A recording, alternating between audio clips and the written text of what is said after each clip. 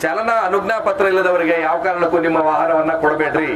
ಅಂದ್ರೆ DL ಇಲ್ಲದರಿಗೆ ಇಲ್ಲೇ ಹೋಗಿ ಬರ್ತೀನಿ ಕಣಪ್ಪ ಅಂತ ಕೇಳ್ಬಿಡ್ತಾರೆ. ಅವ್ರ DL ಇದೆಯಲ್ಲ ಅಂತ ಗೊತ್ತಿಲ್ಲ. ಅದೇನಾದ್ರೂ ಹೆಚ್ಚು ಕಡಿಮೆ ಆದ್ರೆ ಅದರ ಸಂಪೂರ್ಣ ವಿಮೆಯನ್ನ ನೀವು ತುಂಬಬೇಕಾಗುತ್ತೆ. ಯಾರಿಗೆ DL ಇಲ್ಲದರಿಗೆ ಕೊಟ್ರೆ ಗಾಡಿಯನ್ನ ಅವರಿಗೆ DL ಇದೆಯಲ್ಲ ಅಂತ ಪರೀಕ್ಷೆ ಮಾಡಿ ನಿಮ್ಮ ಸ್ನೇಹಿತರಿಗೆ ಇನ್ನೊಬ್ಬರಿಗೆ ಕೊಡುವಂಥದ್ದನ್ನ ವ್ಯವಸ್ಥೆ ಆಗಲಿ. ನೀವು ಎಲ್ಲೇ ಹೋಗ್ಲಿ ನಿಧಾನವಾಗಿ, ಆದಷ್ಟು ನಿಧಾನವಾಗಿ, ಅಂದ್ರೆ ಮೆಲ್ಲಕ್ಕೆ ಹೋಗಿ ಅಂತ ನಾನು ಹೇಳಲ್ಲ. ಎಲ್ಲಿ ನಿಧಾನವಾಗಿ ಚಲಿಸಬೇಕಲ್ಲಿ ಚಲಿಸಿ. ಎಷ್ಟು ವೇಗದಲ್ಲಿ ಚಲಿಸಿದ್ರೆ ನಾನು ನಿಯಂತ್ರಿಸಬಲ್ಲೆ ಅನ್ನುವಂಥ ವೇಗದಲ್ಲಿ ಮಾತ್ರ ನೀವು ಚಲಾಯಿಸಿ ಗಾಡಿಯನ್ನ. ನಿಮ್ಮ ಪ್ರಯಾಣ ಸುಖಕರವಾಗಿರಲಿ. ಮಂಗಳೂರು ನಗರ ಪೊಲೀಸರಿಂದ ನಿಮ್ಮೆಲ್ಲರಿಗೂ ಧನ್ಯವಾದಗಳು.